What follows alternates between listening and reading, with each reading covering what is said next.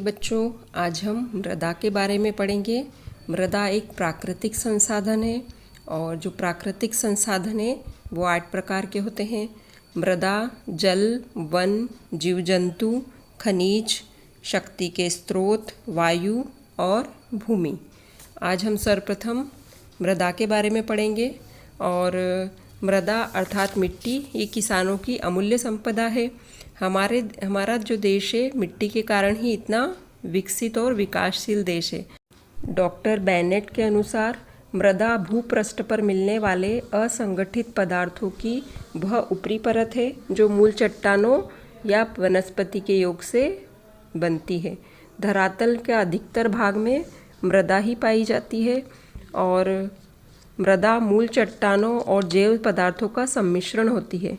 इसके उपयुक्त जलवायु प्राप्त होने पर कई प्रकार की वनस्पतियां उगाई जा सकती है। मानव जीवन की कल्पना भी नहीं की जा सकती अगर मृदा न हो। समस्त प्राणियों को भोजन प्रत्यक्ष या परोक्ष रूप से मिट्टी से ही प्राप्त होता है। हमारे वस्त्रों के लिए कपास, ऊन, रेशम भी प्रत्यक्ष या परोक्ष रूप से मिट्टी से ही प्राप्त होता है। जैसे भेड़ हमें ऊन देती है, लेकिन भेड़ कहाँ से ऊन बनता है? भेड़ को जब भेड़ कुछ खाएगी तो भेड़ क्या खाती है? घास खाती है, हरी वनस्पतियों को खाती है, उससे उसका शरीर बनता है और उससे ऊन बनती है जो हमारे काम आती है। इसी तरह रेशम के कीड़े भी वनस्पति पर निर्भर होते हैं और उनसे हमें रेशम प्राप्त होता है जिससे वस्त्र बनते हैं। घर भी मिट्टी के बनाए जाते हैं हमारे यहाँ। हमारी सभी की शिक्षा मिट्टी से ही प्रारंभ होती है और जो हमारा पशुपालन उद्योग, कृषि उद्योग, वनोद्योग ये सब भी मिट्टी पर ही आधारित है। मृदा का निर्माण। मृदा के निर्माण में सहयोग देने वाले अनेक कारक हैं, जैसे मूल चट्टान तथा भूभाग का उच्चावच हजारों वर्षों तक प्रभाव डालने वाली जलवायु की दशाएं, जिनके शैलों का अपक्षय होता है, पेड़ पौधे और जीव जंतु व इनके अवशेष होते हैं। और मृदा परिच्छेदिका। पूर्ण विकसित मृदाओं से लंबवत परिच्छेद के गठन, रंग और परतें एक के ऊपर एक बिछी हुई होती है। मृदा की परतों के विन्यास को मृदा परिच्छेद कहते हैं। ये परीक्षा में पूछ सकते हैं कि मृदा परिच्छेदिका किसे कहते हैं। तो ये जो चित्र बना हुआ दिखाई दे रहा है आपको, इसमें मिट्टी के पूरे जो तल बने हुए हैं, स्तर बने हुए हैं, उसे मृदा परिच्छेदिका कहते हैं। ऊपरी परत को मृदा, दूसरी परत को उपमृदा, तीसरी को अपक्षयित मूल चट्टानी पदार्थ और चौथी परत मूल चट्टानें होती है, जैसा कि आपको चित्र में दिखाई दे रहा है। अब हम करेंगे मृदा के प्रकार और उनका वितरण। भारत अपनी धरातली संरचना, वनस्पति एवं जलवायु की विविधता के लिए जाना जाता है और हम मृदा के अब 6 प्रकार के बारे में पढ़ेंगे। पहला है जलोढ़ मिट्टी, काली मिट्टी, लाल मिट्टी और लेटेराइट मिट्टी, मरुस्थलीय मिट्टी और पर्वतीय मिट्टी।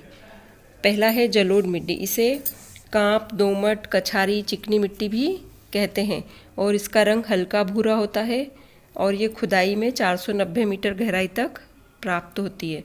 और इसमें जो मिट्टी होती है, इसमें नाइट्रोजन, फास्फोरस, वनस्पति अंशों की कमी होती है, परंतु पोटाश और चूना अच्छी मात्रा में पाया जाता है।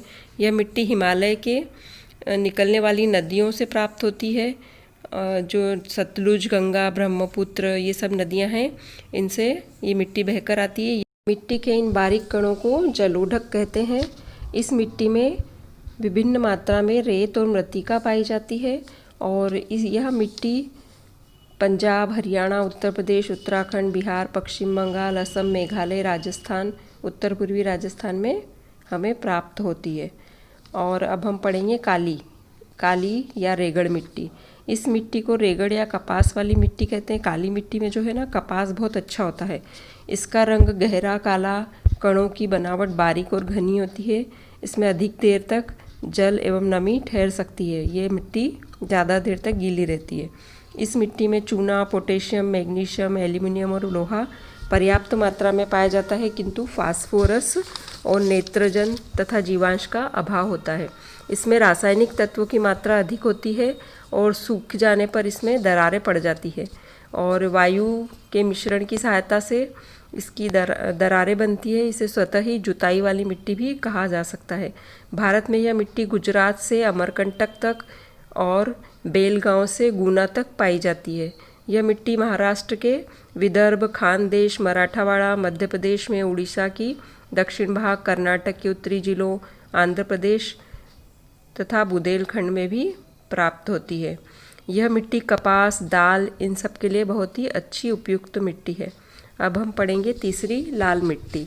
यह मिट्टी शुष्क और तर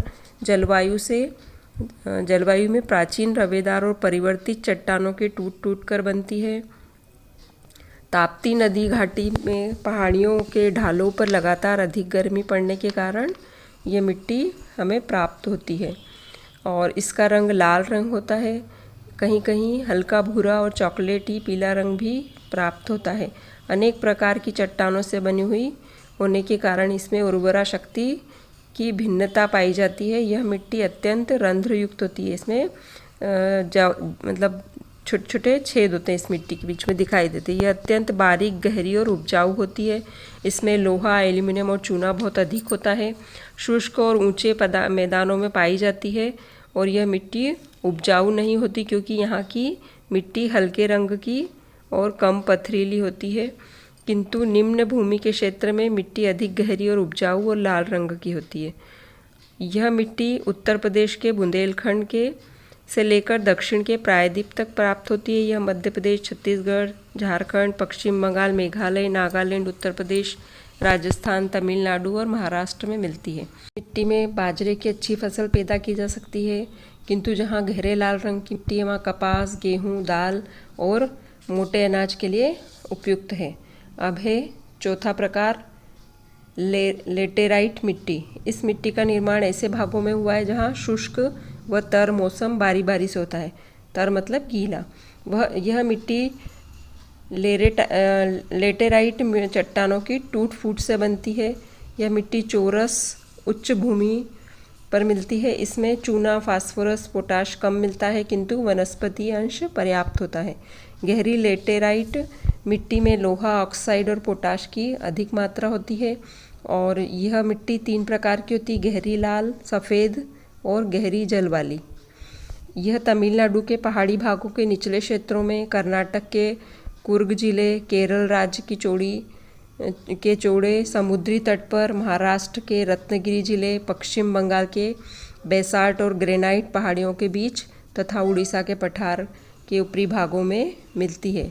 यह मिट्टी चावल, कपास, गेहूँ, दाल, मोटे अनाज, सिनकोना, चाय, कहवा आदि फसलों के लिए उपयोगी है। मरुस्थली मिट्टी, यह बालू प्रधान मिट्टी होती है। इसमें बालू के मोटे मोटे कण पाए जाते हैं। यह मिट्टी दक्षिण पश्चिम मानसून द्वारा कच्छ के रन की ओर उड़कर भारत के पश्चिमी शुष्क प्रदेशों में जमा हुई है। इसमें खनिज नमक अधिक मात्रा में पाया जाता है। मरुस्थली मिट्टी में नमी कम होती है, वनस्पति के अंश भी बहुत कम होते हैं, किंतु सिंचाई करने पर यह उपजाऊ हो जाती है। इस मिट्टी में गेहूँ, गन्ना, कपास, ज्वार, बाजरा, सब्जियाँ पैदा की जा सकती है। सिंचाई की सुविधा उपलब्ध न हो तो यह मिट्टी बंजर पड़ी होती है। इस प्रकार की मिट्टी शुष्क प्रदेशों से विशेषकर पश्चिम राजस्थान, गुजरात, दक्षिण पंजाब, दक्षिणी हरियाणा और पश्चिम उत्तर प्रदेश में मिलती है। और आखिरी प्रकार, पर्वतीय मिट्टी। यह मिट्टी हिमालयी पर्वत श्रेणियों में पाई जाती है। अधिकांशतः यह मिट्टी पतली, दलदली और छिद्रमयी होती है। नदियों की घाटियों तथा पहाड़ियों के ढालों पर यह अधिक गहरी होती है। हिमालय के दक्षिण ढालों के अधिक खड़ा होने के कारण यहाँ इनका जमाव अधिक नहीं होता है। पहाड़ी ढालों की तलहटी में यह मिट्टी पाई जाती है जो हल्की, बलुई, छिछली, छिद्रमय और कम वनस्पति अंश वाली होती है। पश्चिम हिमालय के ढालों पर बलुई मिट्टी मिलती है। मध्य हिमालय के क्षेत्र में अधिक वनस्पति अंशों वाली उपजाऊ मिट्टी मिलती है। अधिक वर्षा होने पर इस मिट्टी में दून एवं कांगड़ा घाटी में चाय की अच्छी पैदावार होती है। पहाड़ी जो मिट्टी होती है वहाँ पर चाय पत्ती बहुत अच्छी होती है। हिमालय के दक्षिण भाग में असम और दार्जिलिंग में चिकनी मिट्टी एवं महीन मिट्टी मिलती है, जिससे पत्थरों के छोटे छोटे टुकड़े अधिक एवं वनस्पति, चूना, लोहे के अंश कम पाए जाते हैं। चाय और आलू की खेती के लिए यह उपयुक्त है और नैनीताल, मसूरी, चक्राता आदि स्थानों के निकट चूने एवं डेलोमाइट की चट्टानों से मिट्टी प्राप्त होती है। इसमें चीड़ और साल के वृक्ष अच्छे से लगते हैं। हिमालय के उन भागों में जहाँ ज्वालामुखी उद्गार हुए हैं उसमें ग्रेनाइट, डोलामाइट आदि आग्नेय चट्टानें भी पाई जाती है। यह मिट्टी के प्रकार हैं और इनके बारे में थोड़ा थोड़ा जानकारी हो जाएगी तो आप इसको परीक्षा में लिख सकते हैं कि मिट्टी कितने प्रकार की होती है।